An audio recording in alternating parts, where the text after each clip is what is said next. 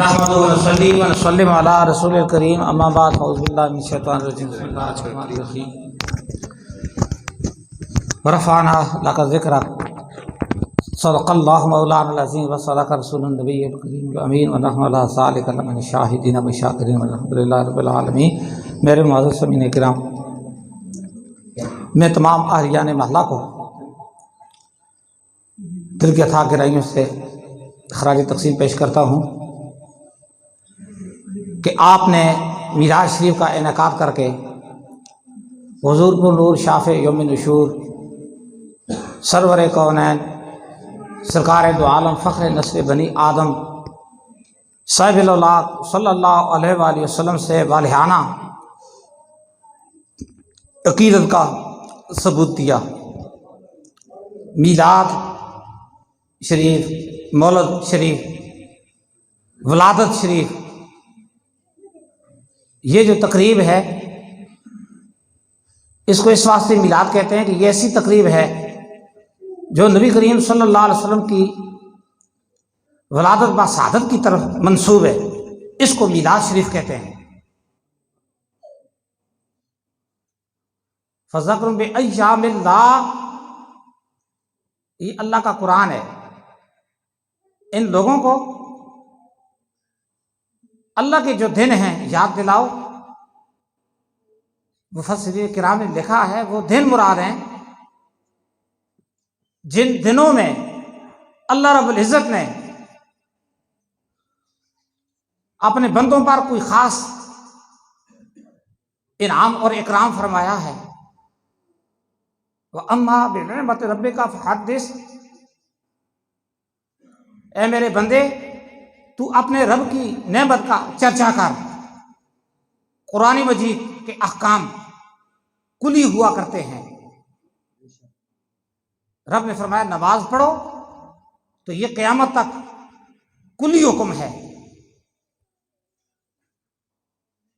اس واسطے میلاد شریف منعقد کرنا جو ہے یہ قرآن مجید کا عین منشا ہے، قرآن مجید کا مطلوب اور قرآن مجید کا مقصود ہے۔ جب طبیعت خراب ہو، اس میں گڑبڑ ہو، فساد ہو، تو کوئی نہ کوئی بہانہ اختراع کر دیا جاتا ہے۔ کبھی کیا کہہ دیا جاتا ہے، کبھی کیا کہہ دیا جاتا ہے۔ مثل ایک لفظ اپنے طلباء کے لیے بولتا ہوں کہ ولادت، اس کا معنی عادث ہونا۔ جس دن یہ لفظ سمجھ آ گیا ولادت شریف کا، اس وقت پھر ذوق بنے گا کہ وہ نبی کریم صلی اللہ علیہ وسلم ہیں جن کا میلاد ہوتا ہے، وہ خدا ہے جس کا میلاد نہیں ہوتا۔ میلاد بنانے والے پکے سچے توحیدی ہیں۔ وہ خدا ہے جو قدیم ہے، اس کی صفات بھی قدیم ہیں، اور اس کے نبی پیدا ہوئے ہیں۔ وہ خدا ہے لم یلد ولم یولد، جس کا میلاد نہیں ہوتا۔ یہ پیارے مصطفیٰ ہیں جن کا ہر وقت ہر سال میلاد ہوتا ہے۔ میرے معزز سامعین کرام، فاضل جلیل سینئر مدرس ہیں، انہوں نے بڑی اچھی گفتگو فرمائی ہے۔ حقیقت کو سمجھو۔ آج کل نعرہ لگایا جاتا ہے حسینیت زندہ باد، حسینیت زندہ باد۔ پتہ نہیں چلتا وہ کون سی حسینیت ہے؟ نماز ایک نہیں پڑھتے، پتہ نہیں ہے سود کھائے جا رہے ہیں، پتہ نہیں ہے جو کہ کرپشن ہے، جو فراڈ ہے، جو خیانت ہے، جس کو قرآن اور حدیث نے حرام ٹھہرایا ہے، اب اس سے کوئی نفرت نہیں ہے، اس کی کوئی مذمت نہیں ہے، لیکن پھر بھی حسینی ہے۔ اب لفظ حسینی کا مطلب یہ ہے کہ صرف یا حسین بس یہ کرو، بس یہ یا حسین بس یہ حسینیت ہو گئی۔ یاد رکھو حسینیت نام ہے وقت کے ظالم اور جابر حکمران کے سامنے ڈھک جانے کا۔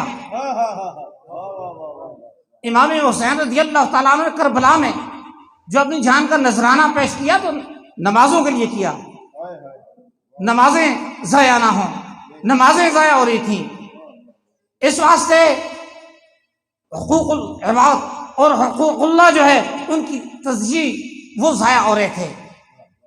امام حسین رضی اللہ اصل جو مقصد ہے امام علی مقام رضی اللہ تعالیٰ عنہ کی شہادت کا، اب جناب اس کا ذہن کا ادھر توجہ کوئی نہیں ہے۔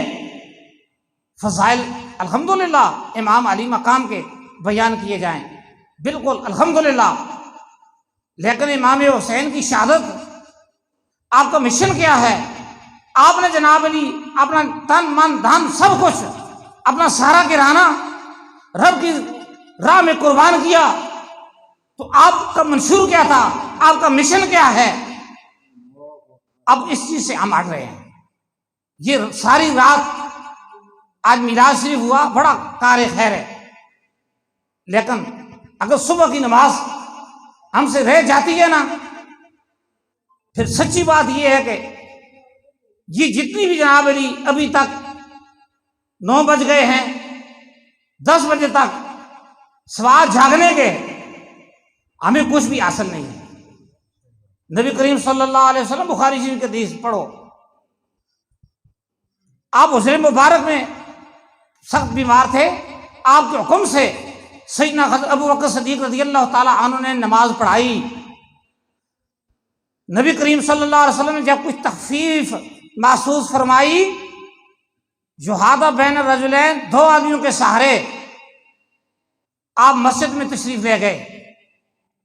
یہ حدیث بیان کر کے سیدنا امام محمد بن اسماعیل بخاری رحمۃ اللہ علیہ آپ یہ ترجمہ اوپر ٹائٹل عنوان قائم کرتے ہیں کہ جماعت کی آخری حد کیا ہے؟ جماعت کے ساتھ جو حضور ہے، جماعت کے ساتھ جو حضور ہے، جماعت کے ساتھ جو حاضر ہونا ہے، اس کی آخری حد کیا ہے؟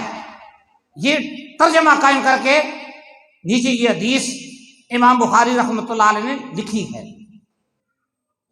قیامت کے دن سب سے پہلا جو سوال ہوگا نا وہ نماز کا ہوگا۔ آج کل میں کچھ جائے لوگوں کو، مفتی جگیر قادری صاحب، میں خوش ہوتا ہوں کہ بول جاتے ہیں۔ آج بھی ایک جگہ ہم گئے تو ایک اسٹیٹ سیکرٹری تھے، انہوں نے بس لوگ ویسے ہی بس جو زبان پہ آتا کڑ مارتے ہیں، حالانکہ وہ کفر ہوتا ہے۔ کبھی کہتے ہیں جناب علی رسول اللہ کی محبت چاہیے، سجدے ان لوگوں کے سجدے، کوئی ظالموں، اللہ تعالیٰ کی جو محبت، رسول اللہ کی جو محبت ہے اور جو یہ سجدہ جو ہے، یہ آپس میں لازم ملزوم ہے، یہ آپس میں لازم ملزوم ہے۔ قیامت کا دن ہوگا کہ بندہ افسوس کرے گا، آج خدا کے حضور باوضو ہو کے آج جو تو زمین پر اپنی جبین رکھتی ہے، اس کو تو غنیمت سمجھ، یہ تیری دولت ہے۔ اگر یہ چیز نہیں ہے تو تو کہتا رہے میں عاشق رسول ہوں، تو کہتا رہنا میں جناب بہت بڑا محب رسول ہوں، تو اپنی دعوی محبت میں کاذب ہو سکتا ہے۔ جس دن تیری محبت، تیرا عشق ہوا، محبت ہوئی، اس وقت تجھ کو رسول اللہ صلی اللہ علیہ وسلم کی اداؤں سے پیار ہوگا۔ یہ میسج مجھے پتا ہے آپ لوگ جناب خوش اعلانی پسند فرماتے ہیں، لیکن اس چیز کی طرف آئیں اور اس حقیقت کو سمجھیں۔ آج جو ہے نا کنٹرول جو ہے اب علماء کے پاس نہیں رہا، اب کنٹرول جو ہے جہلاء کے پاس ہے۔ جو سٹیج سیکرٹری ہوتے ہیں اکثر ہر ایک کی بات میں نہیں کرتا، ان کے دل میں جو جی آتا ہے وہ کڑ مارتا ہے۔ وقتی طور پر اس کی، میں نہیں کہتا اس کی نیت اچھی ہوگی، اس کی نیت اچھی ہوگی، اسی نیت کی بنا پر وہ یہ سمجھتا ہوگا کہ میں نے یہ جو کام کیا ہے، لیکن یاد رکھو شریعت نے حد مقرر کی ہے، ایک مسلمان کو اس حد کے اندر رہنا چاہیے۔ وَلَكُمْ فِي رسول اللہ اسوۃ حسنہ، رسول اللہ کی زندگی تمہارے لیے ایک گڈ ماڈل ہے، بہترین نمونہ ہے۔ آپ سبھی حضرات اہلیان محلہ اور یہ جو بزرگ ابھی تک بیٹھے رہے، علماء کرام کا جو واعظ سنا، آپ کو پتہ نہیں ہے آپ کو اللہ رب العزت نے کتنا اجر جزیل عطا فرمایا ہوگا۔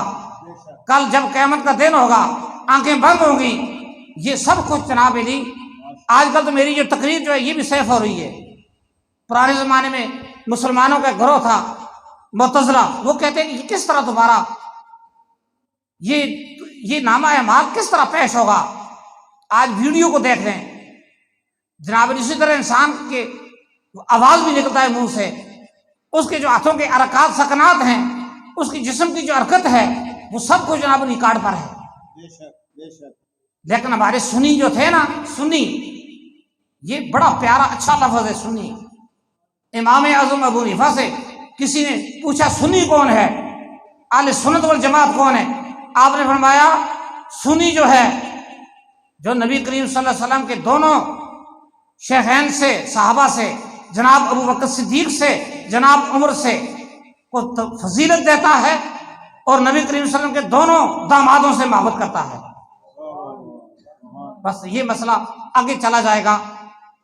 جس طرح مولا کائنات جناب حیدر کرار سے محبت ہونی چاہیے، اسی طرح حضرت عثمان سے بھی محبت ہونی چاہیے۔ وہ بھی اسی طرح نبی نے فرمایا اگر میری بیٹی کوئی اور ہوتی، تیسری بیٹی میری ہوتی، کوئی اور بیٹی ہوتی عثمان، میں اس کا نکاح بھی تجھ سے کر دیتا۔ حضرت عثمان رضی اللہ تعالیٰ عنہ، یہ چیز اس طرح ہے۔ اور بکثرت صلاۃ والسلام پڑھنا، یہ بھی سنی کی علامت ہے، بکثرت صلاۃ والسلام پڑھنا۔ تو یہ امام مسجد خطیب جامعہ مسجد حاضہ فاضل جلیل عالم نبی مولانا عبدالجبار زیدہ مجدوہ، ان کی بھی جو تگ و دو ہے، اور ان کے جتنے بھی معاونین ساتھی، ولید صاحب، آج ولید صاحب، اللہ تعالیٰ بھائی صاحب، اللہ تبارک و تعالیٰ ان کی والدہ مائدہ کی مغفرت فرمائے، صحت عطا فرمائے، اور جتنے بھی حاضرین ساتھی جتنے بھی ہیں اس مسجد میں، جنہوں نے دعا کریں اس تقریب سعید میں، اللہم آمین، اس تقریب سعید میں جس طرح کا حصہ لیا، اللہ رب العزت دارین کی سرخروئی نصیب فرمائے، اللہ تعالیٰ مومنین مومنات کی بخش مغفرت فرمائے۔ بالخصوص جو حاضرین ہیں ابھی تک اس محفل شریف میں بیٹھے رہے، یا رب العالمین